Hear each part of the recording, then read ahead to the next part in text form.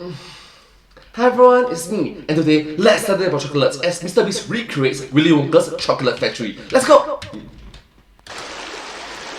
Chocolate River. Augustus, sweetheart, save some room for later. Oh, Augustus, please, don't do that. My chocolate must never be touched by human hand. Please, don't do that. My chocolate! Okay, Do something! Help. Police. Murder. Heating it into marshmallows in 5 seconds. Impossible, my dear lady. That's absurd. Unthinkable. Why? Because the chocolate river would have finised him off much faster. Oh, that Terrible. He's gonna go this time. I hope it'll last. Oh my god, Nat Pat has to include himself. Hi Nat Pat! Nat Pat, the food theory! Hello, Internet! Welcome to Food Theory. Hello Internet, welcome to Food Theory! Hi! Let's go. Show that's like a river of dark chocolate, sweet but bitter. In case you missed it, earlier this year, MrBeast launched a new brand of chocolate bar, Feastables. And true to his Feastables. brand, it came with a promotion. 10 random bars are gonna have a mystery ticket inside of them, and if you get this mystery ticket, we will fly you out to compete for a chocolate factory in one of our videos. Well, that video's finally come out, complete with him bringing Willy Wonka's chocolate factory to life. He even recreated the iconic chocolate waterfall and river. Don't ask me how, but we put a chocolate river with a chocolate waterfall in the middle of this warehouse. Who would have thought a river made of chocolate is not very practical? Not very practical. Except that's where he'd be wrong. A chocolate river is shockingly practical. You see, With a boat and all? No. watching MrBeast's version of the chocolate river really got me thinking for the first time ever about the actual physical realities of a chocolate river. Just so we're clear, that river in both Jimmy's video and the original film is supposed to be made of actual melted chocolate and not, you know, brown poop water. Look, we were all thinking it. Heck, even the movie calls it out. What a disgusting, dirty river. It's industrial waste, that. That's chocolate! This is one place where the 2005 remake with Johnny Depp is actually more faithful to Willy Wonka canon. That giant CGI waterfall and river might look more artificial, but it's actually truer to what the texture of actual melted chocolate would be, which, if it's liquid, should be hot, right? Like hot melted chocolate. Chocolate is solid at room temperature. Wouldn't poor Augustus Gloop be boiled alive after he fell into the river? How long Yo, Nat Pat makes a very good point. could he actually last in there? And speaking of lasting, could he actually drown inside of a chocolate river? We're told he can't swim, but can you swim in melted chocolate? Does the ability to tread water matter here? And could a factory like this actually have all of this chocolate mixed by a waterfall like Wonka says? Like I said, a lot of questions started to flood my brain while watching that MrBeast video. So today, we're gonna be getting to the chewy scientific center of all these chocolate river mysteries. And Let's learn about chocolate together. trust me, you will be surprised by what I found. This seemingly ridiculous Wonka concoction isn't nearly as absurd as it might initially seem. In fact, this wacky movie is actually a heck of a lot more accurate to the actual chocolate manufacturing process than I think any of us first realized when we were watching the movie. And Augustus, well, let's just say that his scene would look very different. So come with me, and you'll see a world of cold scientific calculation as we explore the reality of Wonka's chocolate factory. Cold scientific calculations together. I'm sorry. Now, right at the top here, can I just be an Augustus Gloop apologist for a second? I mean, I know that we're meant to think of him as a spoiled brat who's punished for his gluttony by falling into the river, but was it really that wrong of him to start drinking the chocolate water? I mean, Wonka introduced all the visitors to the chocolate room and then turned them loose to go ahead and eat anything. That is the entire point of the room. The kids are clearly meant to try eating all of the stuff that they see, from the mushrooms to the trees, and there in the middle, the giant centerpiece is a river of frickin' chocolate. It was not unreasonable for Augustus to assume that in the everything is made of candy and you can eat it room, the chocolate river was also up for grabs. And yet here's Wonka immediately throwing a fit. Augustus, please, don't do that. My chocolate must never be touched by human hands. Don't do that! The Johnny Depp version is even worse because the Oompa Loompas just shame him through the medium of song. Harassment much? Just saying, hashtag justice for Gloop. But okay, now that he's in the river of chocolate, what would actually be happening here? Well, first, we're told this. He can't swim! There's no better time to learn. And while I love Wonka's line here, the ability No, that's not a good time to learn. You don't do that. It's not a safe environment to do that. ability to swim shouldn't matter at all when it comes to Augustus's survival. In fact, he would have to actively try to drown inside of that river of melted chocolate. You see, chocolate is denser than water, and the denser a fluid is, the more buoyant force is pushing you upward when you try to float in it. As an example, the Dead Sea. It's located between Jordan and Israel, and it's 9.6 times saltier than ocean water. Normal water has a density of 1 kilogram per liter. The Dead Sea, because of all that salt, has a slightly higher density of 1.24 kilograms per liter. And let me So it's slightly heavier, I guess. tell you, with even that amount of difference, floating in the Dead Sea is incredibly easy. Oh my gosh! Conan O'Brien! Steph and I actually did it about 10 years ago, and it feels like someone is just actively holding you up in the water. It is a wild experience. So now, compare that to the density of melted chocolate, which is even more dense than the Dead Sea, between 1.28 and 1.31 times the density of normal water. Basically, it would be hard for Augustus to sink below the chocolatey surface, and honestly, this is kind of reflected in the movie. For someone who can't swim, Augustus seems to be staying above the surface pretty darn well, at least until the pipe's suction pulls him down. He's had it now. The suction's got him. That said, if he even had a little bit of swimming ability, for as wild as it sounds, there wouldn't be anything preventing him from swimming in a river of melted chocolate. According to research published by the University of Minnesota, if you Thank you so much, University of Minnesota. Thank you so much. put swimmers in a liquid that's more viscous than the water they're used to swimming in, they'll still be able to swim without their speed being diminished. In fact, according to everything we know about fluid dynamics, you'd have to have a liquid that was around 1,000 times more viscous before people swimming noticeably slowed down. Good news here, chocolate is only about 50 times more viscous than water. And that, my friends, is why you don't skip your little guppy swim lessons. It'll save your life one day when you're swimming in a pool of chocolate. But wait a minute. Most people don't swim in a pool of chocolate. Most people don't.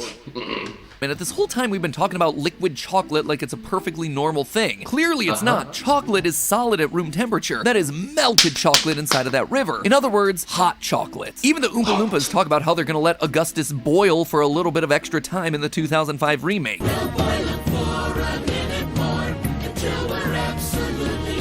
So how hot does that chocolate river have to be in order to be, you know, a river? Well, it turns out melted chocolate might not be deadly, but it can be damaging. For a flowing, dripping chocolate fountain, you usually want the chocolate to be reaching temperatures of about 110 to 120 degrees Fahrenheit, or 43 to 49 degrees Celsius. Case in point, I'm just glad that he included both Fahrenheit and degree Celsius, so thank you so much. Thank you. Pretty darn hot. For comparison, hot tubs in the US are prohibited from going above 104 degrees Fahrenheit or 40 degrees Celsius specifically due to safety concerns. And 100 degrees Fahrenheit or 38 degrees Celsius is the recommended safe temperature for adults. According to Johns Hopkins University, exposing skin to 120 degree fluids tends to cause serious burns after 10 minutes of exposure, which admittedly is a lot longer than we see Augustus in the Gloop, but it's something to be concerned about, especially considering that hot melted chocolate is going to be a lot stickier than water. It's gonna be important to wash that off his skin immediately. We see this very clearly in the Johnny Depp remake where the chocolate really sticks to his body as he flails around. So getting that stuff washed off as soon as he's shot through the pipe is gonna be a top priority. He wouldn't be crying out due to drowning, he'd be crying out due to getting boiled to death. Also, is it just me or is this like the third time that I've mentioned the 2005 Johnny Depp remake as being the version that's correct? Do I somewhere deep in the recesses of my brain somehow think that this is the better version of the story? Good morning, Starshine. The Earth says hello. Hello. 你好. No, it isn't. konnichiwa. Let's just say there's a 안녕. reason no one was talking about this one getting a sequel during the big Johnny Depp trial. Okay, 안녕하십니까? I'm sorry. let's move along. But safety concerns aside, let's go back to what gets said during the MrBeast video. Who would have thought a river made of chocolate is not very practical? Is this a practical way of producing chocolate? Well, this is what Wonka has to say about the chocolate waterfall, the supposed crown jewel of his factory. That's the most fantastic thing I've ever seen. 10,000 gallons an hour. And look at my waterfall.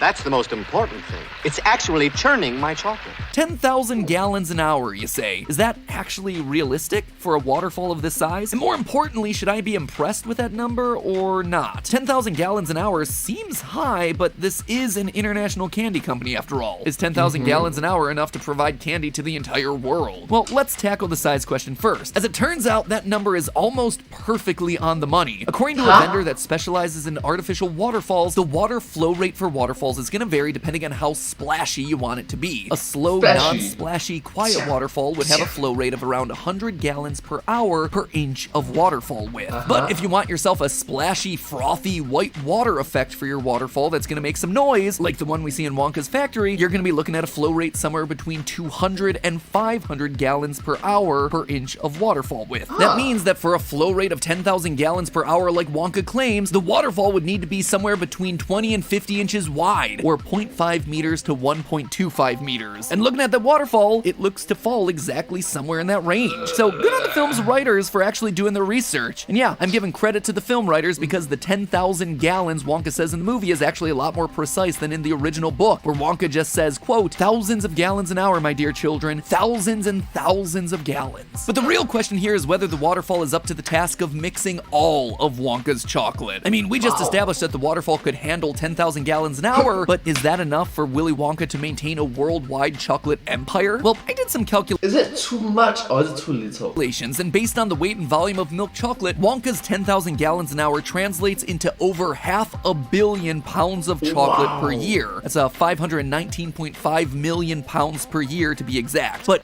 yes, I'm just glad that he also mentioned both LBS and kg. So thank you so much, my pet. Thank you. is that number enough to be a global chocolate juggernaut? Well, in 2009, Hersheys said that they were producing over 1 billion pounds of chocolate products per year. Obviously, over 1 billion pounds of chocolate products is a huge range and a very vague definition, but we're gonna assume that it's somewhere between 1 and 2 billion pounds. Now, but in the same article, it says that as of 2011, right now it's in the year 2022, it's literally more than a decade ago, so yeah. At first, it might look like Wonka is severely lagging behind. He's only outputting around 500 million pounds of chocolate. But remember that Wonka's factory here is operating in 1971, when the globe's population was around half of what it is today. Half a century ago. Wow. In other words, Wonka was definitely keeping pace and seemingly had what it took to be a global leader in chocolate. And here's the part that's even more impressive. That billion-ish number for Hersheys, yeah, that's based on the output of all 19 of the plants that they have operating worldwide. Meanwhile, Wonka is over here processing all of his chocolate in a single factory. One Wonka factory is the equivalent to like 10 Hersheys factories. Huge kudos to those Oompa Loompas. So that's all well and good and super impressive, both in terms of scale and also in terms of mathematical accuracy. The numbers all shockingly check out. Honestly, it's almost enough to make me forgive the biggest issue of all in this scene. The fact that using a white water waterfall is the exact opposite of how you'd actually want to mix your chocolate. You know, no other factory in the world mixes its chocolate by waterfall. There's a good reason for that, Bill. You don't want your chocolate to get all frothy like that. All that white frothiness you see when the water hits the boulders at the bottom of the waterfall, that white water effect is what happens when the liquid's flow is so turbulent that air gets trapped within it, creating a frothy, unstable current. And air bubbles are something that you do not want within your chocolate. In fact, most factories have processes that are specifically designed to eliminate and remove those air bubbles. So case in point, what Mappa is trying to say that chocolate with air bubbles, not good, right? Creating chocolate bars at home, in fact, an important step in the process is banging the molds on the table or shaking them in order to let the air bubbles rise to the surface and release, thereby leaving behind a nice, smooth, even chocolate bar. And before you go thinking that this might be a secret ingredient or something, while aerated chocolate is indeed a big trend nowadays, air is not the gas that you use to create that stuff. In short, as we just proved, Wonka has a chocolate production process that would enable him to be a world leader. The only problem with that is the quality of his chocolate would flat out suck. And that's probably why he needed a giveaway to promote it. No offense meant to MrBeast, by the way. Feastables chocolate, really solid. But hey, that's just a theory. A food theory. And hey, while MrBeast's initial giveaway is over, he just started a new one where he's giving away Teslas, Xboxes, and chances to appear in future videos. And subscribe for a cookie. Smiley face. Here's the really shocking part. You can win all of it without spending a dime. Actually did a video all about how to do it right over here, so if winning those prizes sounds at all interesting to you, check it out. And hey, MrBeast's food empire isn't limited to just chocolate. I did a video exposing how MrBeast launched his own burger chain through the magic of ghost kitchens. To find out how he, and pretty soon Five Nights at Freddy's, did exactly that, check out the video right there. As always, my friends, I'll see you next week. Bon appetit. Well, thank you so much for watching this video. If you do like this video, please remember to like, share and subscribe to my channel and comment down below if you have anything to share with us. Down below. Don't forget to follow my channel and hope to see you in my next live stream, next video. But hey, that's just a theory, a food theory. Bon appetit.